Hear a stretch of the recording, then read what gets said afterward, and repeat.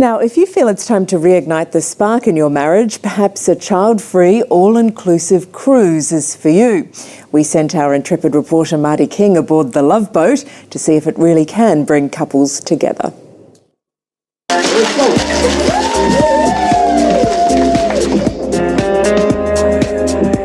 Cheers. What happens when you cross a baby boomer with a honeymoon? Baby boomers having their second honeymoon, just like us. Cheers. It's the cruise designed to schmooze. The kids are all grown up and mum and dad are on the loose. I tell you what, if you want to romance a woman, or a man for that matter, this is the perfect place to do it. She's 3 footy fields long, 12 stories high. There's 2,500 fellow passengers, 1,000 crew, and one group of passengers with just one sole purpose in mind. Rekindling the romance.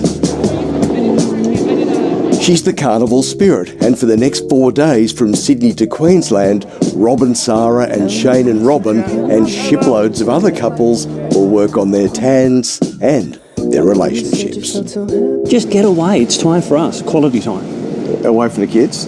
Away from the kids, definitely. Just to have time where our conversation isn't about the kids. Well, we first started cruising almost 4 years ago, and it was a chance to reconnect, to not focus on, I suppose, the kids and family, and to get back to, why we fell in love, 35 years ago.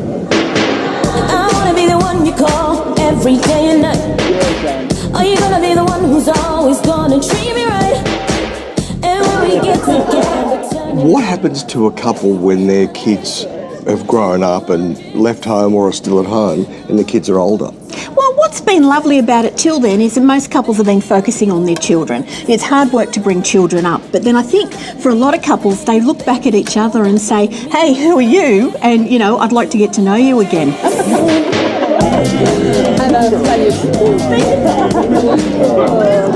To help them stay on course, relationships expert Melissa Ferrari, a psychotherapist, will teach them how to flirt. Write a few love notes to your partner, anywhere from about 3 to 5. You make me a better person. Love your beautiful eyes. I love your massages. It's not first class, it's flirt class. So in the flirt class, what we do is we organise some activities that are really centred around flirting and centred around how do I attract my partner? How do I get my partner to come to me when I need them to? So after flirt class, did you get a little bit nautical? Hey, Marty, two's company, three's a crowd. Although not everyone is on board with the idea. Do you guys flirt? No. What's your best flirting move? Get me another drink, woman. Bill and Anne reckon why rekindle the flames of love when it's already an inferno? I've got me soulmate. Oh, no, see, he's flirting already. From Circular Quay in Sydney to Moreton Island, our couples won't have time to talk about the kids. Between reliving the 80s, Halloween, learning how to mix seductive cocktails... Somebody gonna get drunk and naked today. Yeah. And romancing each other over exotic meals, the honey boomers are faithful to the cause. It's all about them. Well, at least this trip you can turn off. Or turn on.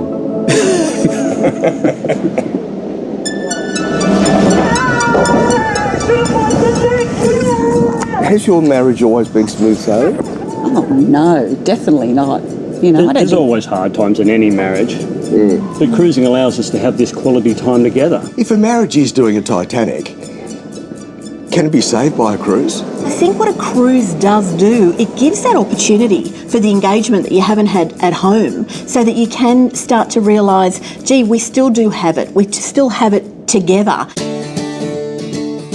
Rob and Sarah have been on 14 cruises, Shane and Robin 17. That's a lot of love and romance, but still, they set sail for flirt class. You're my little ray of sunshine. Every morning I wake up and the sun's out with you. When was the last time you flirted with each other before the cruise? Oh, wow. Oh, yeah. There's a break. I don't think we had even thought about it. It was a bit embarrassing at the beginning, but it was good to a refresher of things that we've done previously, things we probably should do now. I think it's so easy nowadays to just think that love should just come naturally and that we should just feel love. It doesn't work that way. You actually have to recreate it. I love you. The emphasis is on attracting your partner and focusing on the small things and forgetting the water under the bridge. What happens after the cruise? Does the flirting continue? Oh, of course. Look into my eyes. Stop it. Is it a conscious thing that you flirt with each other, or do you do it naturally? He put a beautiful jacket on last night for elegant evening, and we flirted. He was gorgeous. I don't want another one. If it was all to end tomorrow, I wouldn't go after another one. Oh, another wife? Yeah. Why not? Because I haven't been to flirting class. I wouldn't know what to do. 3 to 1. Who's your name? One more time. After exploring their feelings on board, our couples explore Moreton Island for the day, off-road and on-site. When you've got kids, everything's a rush, but just the little things, holding hands, talking. Pats on the bottom. Pats on the bottom? Oh, yeah. They're always good. Oh, yeah. Only from Jane. Learning to mix cocktails, how does that help a relationship? I'm not sure it helps, but gee, it's fun. When you got on board, how would you rate your relationship out of 10? Oh, about an 8, 9. Yeah. And at the end of the cruise now? I think we're a good 9. I think 10. We've had a good time. Yeah. How would you have rated your relationship when you jumped on board out of 10? Out of 10, probably an 8.5. It's pretty good. Yeah. I'm going for the 7. 7? Okay. The cruise is just about over. What is it now? Oh, it's definitely up to a 9. Yeah, I'll go with a 9. Not a 10? We've still got an evening to go. Oh, okay.